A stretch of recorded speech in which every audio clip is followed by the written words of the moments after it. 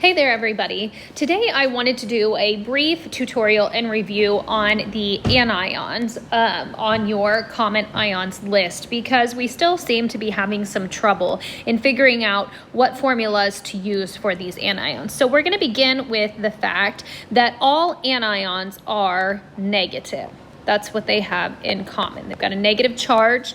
They became negative because they picked up some extra electrons. So some patterns to help you figure out what the formula is for each ion. If the ion ends in IDE, the general rule of thumb for IDE ions is that they are one element with its usual charge. And to figure out its usual charge, you need to find the element on the periodic table and look at what group it is in. All of the halogens in group 17, remember, will make a -1 charge because they need to pick up one electron to be stable, like the noble gases.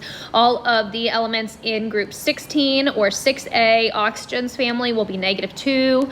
All of the elements in group 15, which is nitrogen's group, will have a -3. So let's practice. Fluoride would be from the fluorine atom, and it would have a -1 charge because it's in group 17. It's one spot away from the noble gases. Fluoride is F-1. Nitride would be nitrogen with a -3 charge on it. Phosphide would be P with a -3 charge on it. Sulfide would be S-2. Chloride would be chlorine with a -1 charge on it. Oxide is another. Oxide would be oxygen with its -2 charge. So all of these are just one element with the usual predictable charge if it ends in I. If you have an ion that ends in 8 ions are polyatomic, so that means they're more than one atom and they have to contain oxygen. Nitrate, for example, would be nitrogen with 3 oxygens and a -1 charge, NO3-. Phosphate is PO4 -3.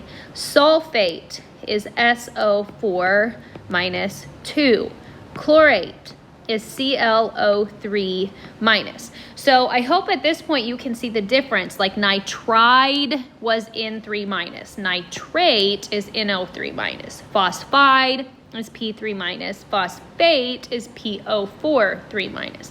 Sulfide is S2-. Sulfate is SO4-2-. Chloride, Cl-, and chlorate is ClO3-. There's a difference. Now, I wish that I could give you some general rule, you know, like 8s always have this many oxygens in this charge. But as you can see, the number of oxygens varies, and so does the charge. You're just gonna have to spend some time studying how many oxygens there are in each of those ions and what the charge is.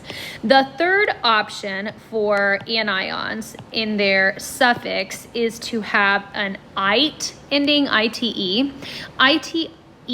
Ite ions are polyatomic, so they've got more than one element. They also contain oxygen, but they have one less oxygen than the 8 version did. So nitrate, we said, is NO3-. Nitrite would be nitrogen, but this time it's going to have 2 oxygens instead of 3, and it still has a -1 charge.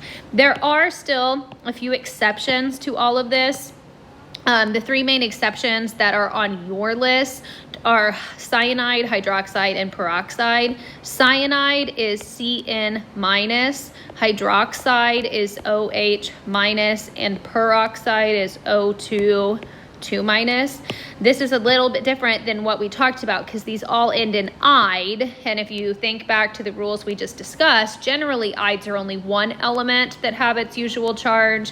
These are 2 elements or 2 atoms with a different charge, and again, you're just gonna have to spend time studying those and committing them to memory. I encourage you to make flashcards, practice writing them out, but I hope that this helps you to decide as you are writing formulas for these common compounds which version of the formula you are supposed to use.